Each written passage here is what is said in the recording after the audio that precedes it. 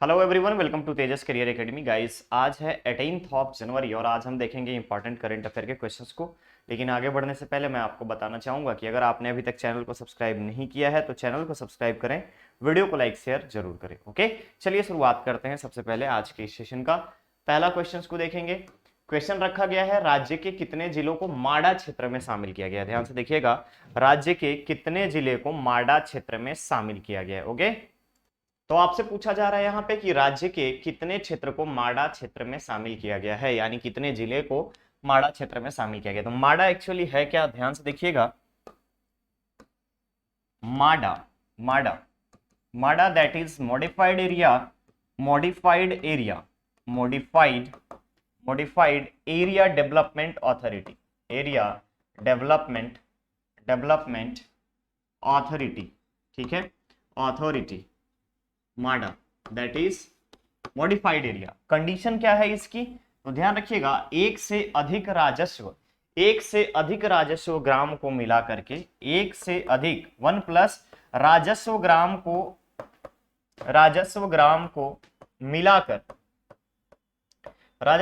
को मिलाकर, जिसकी पॉपुलेशन 10,000 से ज्यादा हो, 10,000 से ज्यादा हो, इन सभी क्षेत्रों को माडा क्षेत्र में शामिल किया गया है।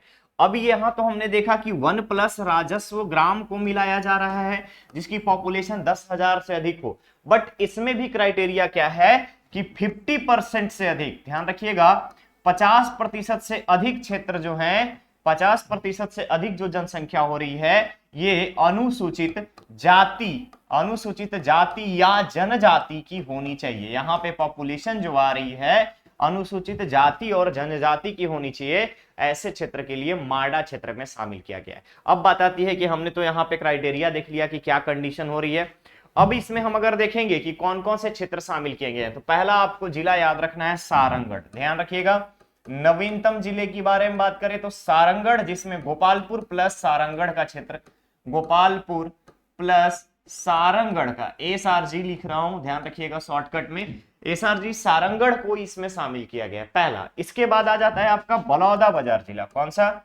बलौदाबाजार जिला। ठीक है, नेक्स्ट आ जाता है गंगरेल गांव कौन सा जिला है? धमतरी। इसके बाद महासमुंद को दो जोन में बांटा गया है, महासमुंद 1 प्लस महासमुंद 2। ध्यान रखेंगे, MSD 2, महासमुंद 2। तो 4 जिले तो यहीं पे आपको दिख गए। अब इसके बाद कौन सा क्षेत्र होगा? अब इसके बाद आते हैं हम जांजगीर चांपा पे। तो ध्यान रखिएगा, जांजगीर चांपा का रुखजा करके एक गांव है, रुखजा राजस्व ग्राम। ठीक है, जांजगीर चांपा जिले में टोटल हो गए आपके 5 जिले। इसके अलावा अगर आप देखेंगे तो डिफरेंट में अगर हम आपसे बात करें तो कबीरधाम हो गया कवर्धा के लिए। फिर अगर आप देखिएगा तो यहां पे अगर आप देखेंगे तो राजनांदगांव का नचनिया। ठीक है, नचनिया, राजनांदगांव की अगर बात करें तो राजनांदगांव में नचनिया। ठीक है, नचनिया, ये राजस्व ग्रामों को मिलाकर के यहाँ पे माडा क्षेत्र में इन सभी को शामिल किया गया है मॉडिफाइड एरिया डेवलपमेंट अथॉरिटी के द्वारा। क्लियर रहेगा। तो पूछा जा रहा था कि राज्य के कितने जिलों को माडा क्षेत्र में शामिल किया गया। क्षेत्र नहीं, माडा क्षेत्र कितने हो गए? क्षेत्र हो गए आपके टोटल 9। जिलों के बारे में बात करें तो टोटल जिले हो गए आपके 7 जिलों के 9 क्षेत्र को माडा क्षेत्र में शामिल किया गया है। तो करेक्ट ऑप्शन, जिलों के बारे में पूछा जा रहा था तो करेक्ट ऑप्शन यहां पर बन जाएगा आपका ए। ठीक है, क्लियर रहेगा। आगे बढ़े नेक्स्ट क्वेश्चन पे, चलिए। क्वेश्चन है, छत्तीसगढ़ राज्य का पहला जेनेटिक्स लैब किस जिले में स्थापित किया जा रहा है या किया गया? ठीक है, किस जिले में स्थापित किया गया जेनेटिक्स लैब? पहली चीज आपको ध्यान देना है कि जेनेटिक्स लैब एक्चुअली होता क्या है। जेनेटिक्स लैब में अगर आप देखेंगे तो जितने भी जेनेटिक बीमारियां हैं इसमें टेस्ट की जाती है, यानी जेनेटिक जितनी भी प्रॉब्लम्स है इन सभी के बारे में पता लगाया जाता है कि जेनेटिक प्रॉब्लम किस हद तक बढ़ रही है और इसको किस आधार पे हम रोक सकते हैं। For example sickle cell, hypothalassemia, sickle cell, इसके अलावा सिकल सेल बीमारी, हाइपोथैलीसेमिया,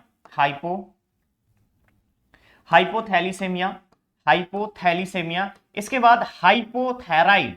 ध्यान रखिएगा, हाइपोथायराइड, ये सब ये सारी बीमारी को यहाँ पे जो कि जेनेटिक प्रॉब्लम्स में कंसिडर किए जाते हैं, इन सभी के लिए जेनेटिक लैब की स्थापना की गई है एम्स रायपुर में। कहां पे? एम्स रायपुर में। राज्य में अगर हम बात करें, छत्तीसगढ़ राज्य में जेनेटिक बीमारियों के उपचार के लिए और जेनेटिक बीमारियों को आइडेंटिफाई करने के लिए रायपुर एम्स में जेनेटिक लैब का एस्टैब्लिशमेंट हुआ है। तो आपसे पूछा गया था कि किस जिले में स्थापित हुआ है, तो रायपुर में। संस्थान पूछता तो एम्स आप जाते, ठीक है। संस्थान पूछता तो एम्स में जाते। जेनेटिक लैब में कौन सी बीमारियां? तो जितनी भी जेनेटिक संबंधी बीमारियां हैं जो कि पूर्वजों से मिली है, जीन में प्रॉब्लम है, म्यूटेशन ऑफ जीन्स की वजह से प्रॉब्लम आ रही है, इन सब की वजह से जांच का पता लगाने के लिए, जांच के बाद पता लगाने के लिए बीमारियों के लिए जेनेटिक लैब का स्थापना रायपुर के एम्स में किया गया है। तो करेक्ट ऑप्शन यहां पर क्या बन जाएगा? करेक्ट ऑप्शन बन जाएगा बी। ठीक है, आगे बढ़े नेक्स्ट क्वेश्चन पे। चलिए, हाल ही में मुख्यमंत्री द्वारा किस स्थान पर राज्य का पहला शहीद पार्क का लोकार्पण किया गया? राज्य का पहला शहीद पार्क, तो ध्यान रखेंगे हाल ही में 14 जनवरी को शहीद पार्क, राज्य का पहला शहीद पार्क बलरामपुर जिले में स्थापित किया गया। कहां पे? बलरामपुर में। ध्यान रखिएगा, बलरामपुर जिले में, बलरामपुर रामानुजगंज, ठीक है, रामानुजगंज जिले में शहीद पार्क स्थापित किया गया। क्लियर रहेगा? अब यहां पे जब बलरामपुर की बात आती है तो आपको पता होगा कि हाल ही में गौरालाटा को, जो कि छत्तीसगढ़ के गौरव के नाम से जाना जाता है, गौरालाटा की चोटी, ध्यान रखिएगा, गौरालाटा पहाड़ी को पर्यटन केंद्र के रूप में डेवलप करने के लिए, पर्यटन केंद्र के रूप में डेवलप करने के लिए इसको टूरिज्म सर्किट से जोड़ा जा रहा है। किससे जोड़ा जा रहा है? टूरिज्म सर्किट से जोड़ा जा रहा है। अब टूरिज्म सर्किट की अगर हम बात करें तो कैसे यहां तक रीच होगी? ये छत्तीसगढ़ की सबसे हाईएस्ट पीक है, सीजी की सबसे ऊंची चोटी, ध्यान रखिएगा, सबसे ऊंची चोटी, ध्यान रखेंगे, 1276, ठीक है, टूरिज्म सर्किट में शामिल किया गया है। और कहां पे है ये? कुसुमी ब्लॉक में, ध्यान रखेंगे आप, कुसुमी ब्लॉक में। क्लियर रहेगा?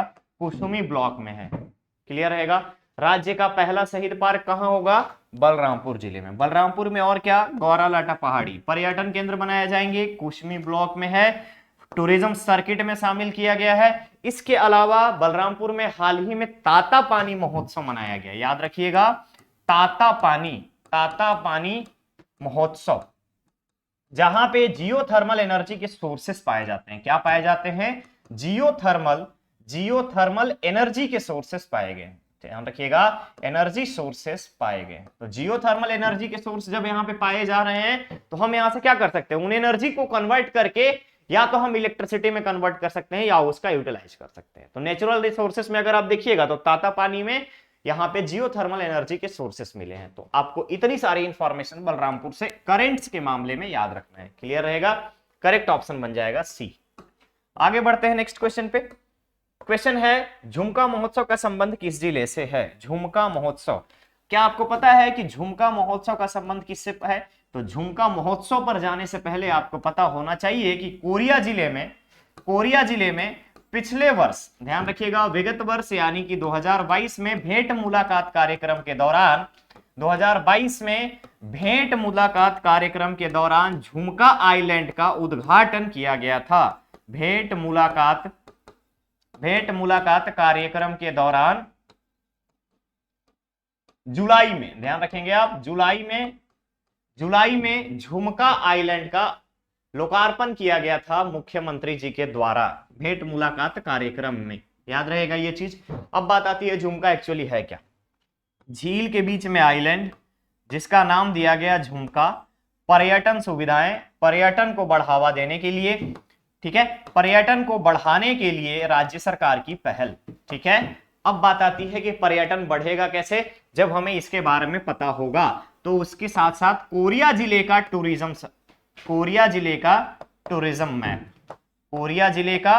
टूरिज्म मैप इशू किया गया, ठीक है, टूरिज्म मैप जारी किया गया और कोरिया जिले के टूरिज्म मैप में सारे टूरिस्ट प्लेस को, यानी जो पर्यटन की सुविधा, पर्यटन केंद्र हो सकते हैं, उन सभी को शामिल किया गया। और उसी दौरान झुमका का लोकार्पण हुआ और उसको कोरिया जिले के टूरिज्म में शामिल किया गया। और जब कोरिया जिले के टूरिज्म में शामिल किया गया तो अभी जनवरी 2023 में झुमका आइलैंड की अगर हम बात करें तो झुमका महोत्सव, ध्यान रखिएगा, झुमका महोत्सव का आयोजन किया गया। कब से कब तक? 17 जनवरी से 18 जनवरी तक। 17 जनवरी से 18 जनवरी तक झुमका महोत्सव का आयोजन किया जाएगा। याद रहेगा ये चीज, याद रहेगा ये चीज। जब भी कुछ भी पढ़िए आप रिलेट करके पढ़िए। एक दो पॉइंट आपको अगर यहां बताया जा रहा है तो उससे रिलेटेड सारी चीजों के बारे में आप पढ़ेंगे। अब दूसरी चीज यहां पे ध्यान रखने वाली बात है कि कोरिया जिला हम जुलाई तक की बात कर रहे हैं, अब कोरिया को हटाया यहां से। कौन सा नया जिला बना? मनेन्द्रगढ़ चिरमिरी भरतपुर। मनेन्द्रगढ़ चिरमिरी भरतपुर कंबाइंड रूप से, ठीक है। भरतपुर कहां रखा गया हेडक्वार्टर? तो मनेन्द्रगढ़ के चैनपुर में, ध्यान रखिएगा, मनेन्द्रगढ़ के चैनपुर में इसका हेडक्वार्टर बनाया गया डिस्ट्रिक्ट का। 5 नवीनतम जिला जिसका सितंबर 2022 में नए जिले बने, उनमें से मनेन्द्रगढ़ चिरमिरी भरतपुर कोरिया जिले से अलग होकर के बना, जिसका हेडक्वार्टर मनेन्द्रगढ़ के चैनपुर में रखा गया। क्लियर रहेगा? इतना क्लियर रहेगा? तो करेक्ट ऑप्शन बन जाएगा आपका डी, दैट इज कोरिया। ठीक है, आगे बढ़े नेक्स्ट क्वेश्चन पे। चलिए, क्वेश्चन है विश्व का पहला सबसे बड़ा ई वेस्ट ड्राइव किस देश द्वारा लॉन्च किया गया? तो ई वेस्ट ड्राइव, ई वेस्ट का मतलब क्या हो गया? ई वेस्ट का मतलब हो गया इलेक्ट्रॉनिक वेस्ट। ध्यान रखिएगा, इलेक्ट्रॉनिक वेस्ट, ठीक है, इलेक्ट्रॉनिक कचरा।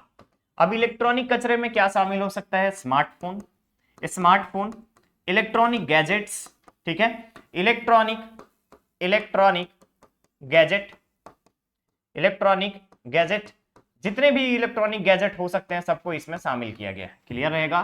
तो अब इलेक्ट्रॉनिक कचरे से होने वाली प्रॉब्लम्स को रोकने के लिए हाल ही में लॉयंस इंटरनेशनल क्लब, ध्यान रखिएगा, international lions club, international lions club के द्वारा ये पहल शुरू की गई है और ई वेस्ट मैनेजमेंट के लिए, प्रबंधन के लिए, यानी ई वेस्ट इलेक्ट्रॉनिक कचरा प्रबंधन के लिए ड्राइव चलाया गया है। और ये कौन सा है इंटरनेशनल लॉयंस क्लब? भारत का। तो ध्यान रखिएगा, भारत का इंटरनेशनल लॉयंस क्लब ई वेस्ट मैनेजमेंट के लिए ड्राइव चलाया है और विश्व का पहला ऐसा देश है भारत जिसने ई वेस्ट के लिए वेस्ट मैनेजमेंट ड्राइव चलाया है। कितने शहरों में चलाया जाएगा? याद रखेंगे आप, इनिशियली 127 शहरों में, ठीक है, इनिशियली भारत के 127 शहरों में इसको चलाया जाएगा। क्लियर है? क्लियर है। अब बात आती है यहाँ पे बाकी लोगों का क्या कंट्रीब्यूशन है। थोड़ा सा जापान के बारे में आपको याद रखना होगा। जापान के बारे में वीर गार्जियन याद रखिएगा, वीर गार्जियन डिफेंस से रिलेटेड है, वीर गार्जियन एक्सरसाइज, ठीक है, डिफेंस एक्सरसाइज, जिसमें भारत की पहला महिला फाइटर, ठीक है, महिला fighter jet pilot,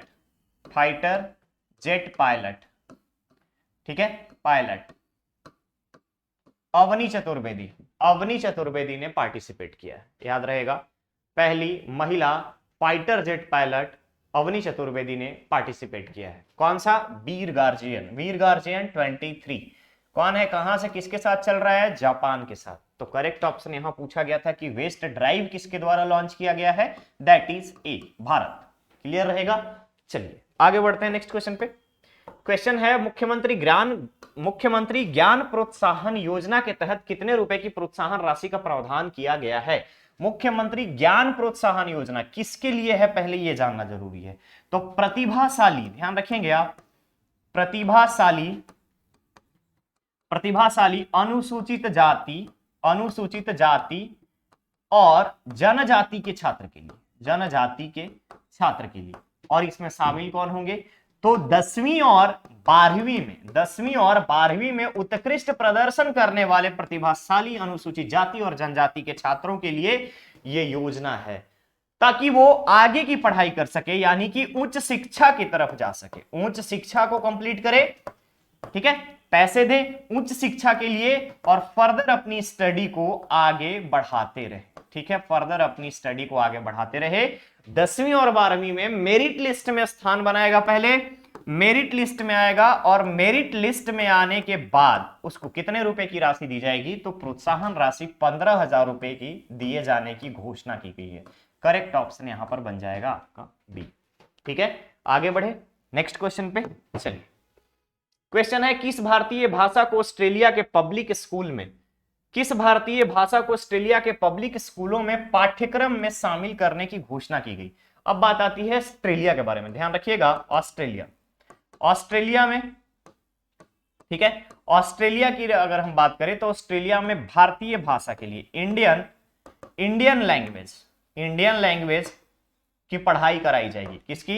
Indian language की पढ़ाई कराई जाएगी। और ये इंडियन लैंग्वेज सारे इंडियन लैंग्वेज नहीं होंगे, ये सिर्फ एक लैंग्वेज होगा, दैट इज पंजाबी। तो वहां के उच्च शिक्षा बोर्ड ने, यानी कि ऑस्ट्रेलिया के हायर एजुकेशन डिपार्टमेंट ने ये निर्णय लिया है ऑस्ट्रेलियन गवर्नमेंट के साथ कि हमारे यहां जितनी भी पब्लिक स्कूलें हैं उन सभी स्कूलों में पंजाबी लैंग्वेज को हम शामिल करेंगे। किसको शामिल करेंगे? पंजाबी लैंग्वेज को हम शामिल करेंगे, अपने यहां पढ़ाएंगे। क्लियर रहेगा? क्वेश्चन में पूछा जा रहा था कि किस भारतीय भाषा को ऑस्ट्रेलिया के पब्लिक स्कूलों के पाठ्यक्रम में शामिल किया जाएगा, तो पाठ्यक्रम में आपका पंजाबी को शामिल किया जाएगा। ध्यान रखेंगे, पंजाबी को शामिल किया जाएगा। करेक्ट ऑप्शन बन जाएगा यहां पर आपका सी, ठीक है। आगे बढ़े नेक्स्ट क्वेश्चन पे। हाल ही में दुर्लभ प्रजाति का चमगादड़ किस राष्ट्रीय उद्यान में पाया गया? ध्यान से देखेंगे, दुर्लभ प्रजाति का चमगादड़। अब ये दुर्लभ प्रजाति का चमगादड़ दैट इज पक्षी। तो पहली बात कि पक्षी जब दुर्लभ है तो ये कहां पर हो सकता है? तो हाल ही में कांगेर वैली राष्ट्रीय उद्यान में, ध्यान रखेंगे आप, कांगेर वैली राष्ट्रीय उद्यान में पक्षी सर्वे कराया गया था। राष्ट्रीय उद्यान में पक्षी सर्वे कराया गया था, जिसमें 11 राज्यों के 57 से ज्यादा पक्षी विशेषज्ञ इसमें शामिल हुए थे। ध्यान रखेंगे, पक्षी विशेषज्ञ शामिल हुए थे। काहे के लिए? काम क्या था इनका? पक्षी गणना के लिए, वर्ड काउंटिंग के लिए। अब कांगेर वैली राष्ट्रीय उद्यान में जब पक्षी विशेषज्ञ आए तो उन्होंने दिखाया, वहां पे अपने डेटा दिए, जगह जगह पे जीपीएस ट्रैकर लगाया गया, कैमरा लगाए गए, और हाल ही में इसी के दौरान यहां पर नारंगी कलर का, ऑरेंज कलर का चमगादड़ देखने को मिला है। नारंगी रंग का चमगादड़, ध्यान रखिएगा, चमगादड़। तो यही तो है दुर्लभ प्रजाति, ठीक है, यही तो है दुर्लभ प्रजाति। तो नारंगी रंग का चमगादड़ मिला है कांगेर वैली राष्ट्रीय उद्यान में, हाल ही में देखा गया है। अब बात आती है कि इसका पाए जाने का मुख्य स्थान कहां है। तो ध्यान रखिएगा, पाए जाने का मुख्य स्थान इसका जो है वो है चीन के बाद भारत के बाद थोड़े बहुत एरिया अगर हम बात करें तो ये आ जाता है जावा वाले द्वीप में। जावा द्वीप के आसपास में नारंगी कलर के चमगादड़ पाए जाते हैं। क्लियर रहेगा? अब नेक्स्ट आता है कि भारत में देखा कब गया। अगर इसको दुर्लभ बोल रहे हैं, एंडेंजर्ड स्पीशीज में अगर हम रखे हैं, तो ये देखा कब गया। तो पहली चीज आप याद रखेंगे, भारत में सबसे पहले अगर हम आपसे बात करें तो सबसे पहले देखा गया था 2019 में। 2019 में कहां पे देखा गया? कहां पर देखा गया? तो 2019 में देखा गया केरल में, ठीक है। सेकेंड टाइम 2020 में देखा गया, कहां पर? उड़ीसा में। और थर्ड टाइम देखा गया 2023 में। 2023 में कहां पे? छत्तीसगढ़। क्लियर रहेगा? ये टाइम स्टैंप आप याद रखेंगे। क्लियर? क्वेश्चन में था दुर्लभ प्रजाति का चमगादड़ किस राष्ट्रीय उद्यान में पाया गया? तो कांगेर वैली में। कहां पे? कांगेर वैली में, ठीक है। करेक्ट ऑप्शन क्या बनेगा? करेक्ट ऑप्शन बन जाएगा आपका डी। क्लियर? नेक्स्ट क्वेश्चन है, भारतीय रेल के किस रेल मंडल के द्वारा मेरी सहेली, ध्यान रखिएगा, भारतीय रेल के किस रेल मंडल द्वारा महिला यात्रियों के सुरक्षित यात्रा हेतु मेरी सहेली अभियान चलाया जा रहा है? मेरी सहेली अभियान, ध्यान रखें आप, मेरी सहेली, ठीक है। जिस तरीके से नाम यहां पर दिख रहा है, आपको काम भी पता होना चाहिए कि अगर मेरी सहेली है तो ऑब्वियसली महिलाओं या फिर लड़कियों के लिए होगा, गर्ल्स के लिए होगा। तो मेरी सहेली जो है महिला यात्री की सुरक्षित यात्रा, महिला यात्री, ट्रेन में महिला यात्रियों की सुरक्षित यात्रा को सुनिश्चित करने के लिए, सुरक्षित यात्रा सुनिश्चित करने के लिए, यात्रा सुनिश्चित करने के लिए बिलासपुर रेलवे मंडल के द्वारा सुनिश्चित करने के लिए बिलासपुर रेलवे मंडल के द्वारा, ठीक है, बीएसपी रेलवे डिवीजन, ठीक है, रेलवे डिवीजन के द्वारा मेरी सहेली प्रोग्राम लॉन्च किया गया है, ठीक है। नॉर्मली देखा यह जाता है कि कुछ महिलाएं या लड़कियां अकेले यात्रा करती हैं तो उनके साथ एसॉल्ट होता है, अगर हम बात करें कुछ छेड़छाड़ होता है, तो उन सभी को रोकने के लिए मेरी सहेली कौन शामिल होगा इसमें, तो railway police protection force, railway police